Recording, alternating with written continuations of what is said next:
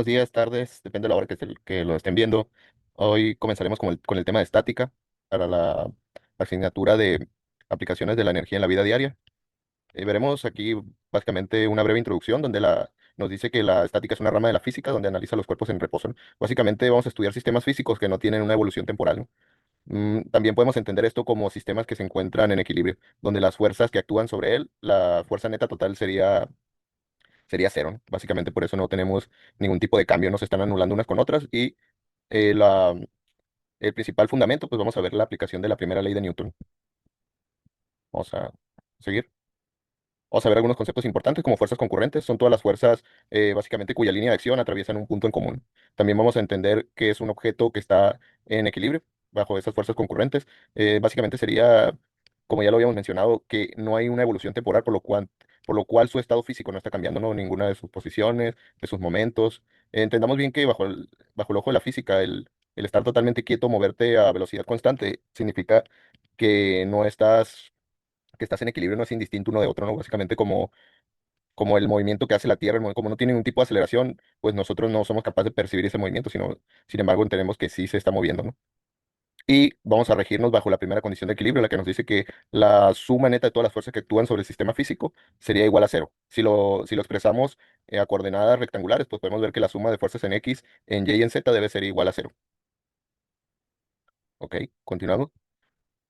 Con todo esto, pues podemos poner varios ejemplos, podemos entender desde poner un libro sobre una mesa porque ese libro no se está moviendo, porque si no existiera la mesa, que es la que está, digamos, contrarrestando el peso del libro, pues el libro entendamos que ese comenzaría a cambiar su estado, ¿no? Empezaría en un punto y quedaría en otro, ¿no? Y tendría una aceleración. Pero ¿por qué pasa esto? Porque hay una fuerza que está anulando el peso, ¿no? Que sería la fuerza normal que ejerce la mesa sobre el libro. Eso sería un sistema en equilibrio.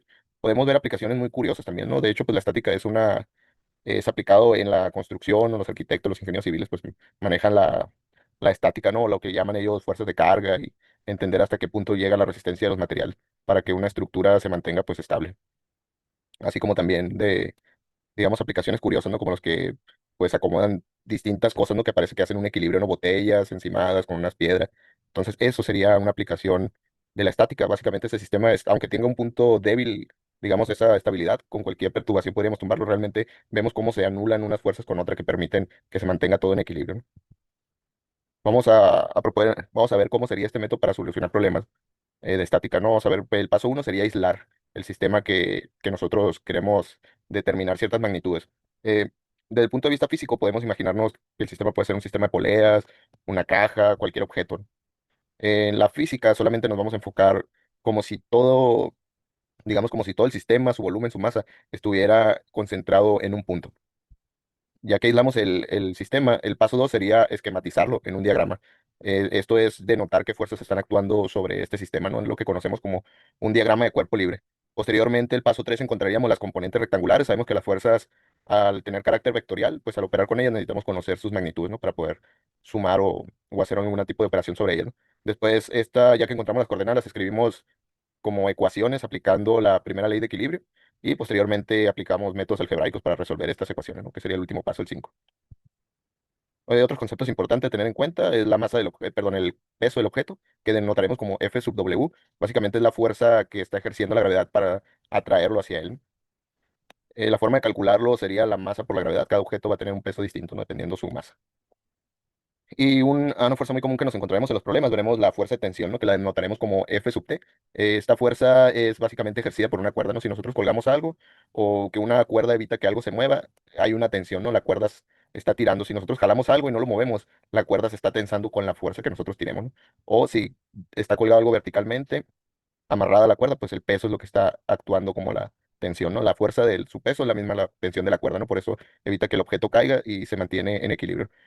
Eh, otra Otra fuerza importante a tener en cuenta, lo que aparece, a veces se omite, ¿no? En muchos problemas para, digamos, facilitar o entender, pero de una manera más realista es que existe, sobre todos los problemas, existe la fuerza de fricción. Esta es una fuerza tangencial que se opone al movimiento, ¿no? Y vamos a ver que va a depender de algunos factores, por ejemplo, el tipo de superficie, ¿no? No es lo mismo que nosotros intentamos mover un objeto sobre hielo o sobre una superficie muy lisa o pulida a moverlo, por ejemplo, en la tierra, ¿no? Que ahí eso nos ofrece mayor resistencia, ese tipo de superficie, ¿no? Bueno, la fuerza normal, ya habíamos hablado un poco de ella, es básicamente donde cuando nos apoyamos sobre una superficie, esa superficie es la que impide que nosotros atravesemos, ¿no? Si yo me recargo en la pared va a ser una fuerza normal opuesta a mi peso, ¿no? Que no me permite que yo atraviese. O si nos sentamos o el mismo suelo, ¿no? Sobre el que caminamos, en todo momento está ejerciendo una fuerza normal, ¿no? Que impide que nosotros nos hundamos, ¿eh? Y vamos a ver las poleas, sistemas de poleas, ¿no?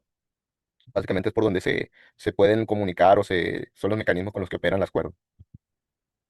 Muy bien, ya hablamos un poco de fricción, ¿no? Podemos ver este pequeño esquema de este problema donde tenemos un bloque atado.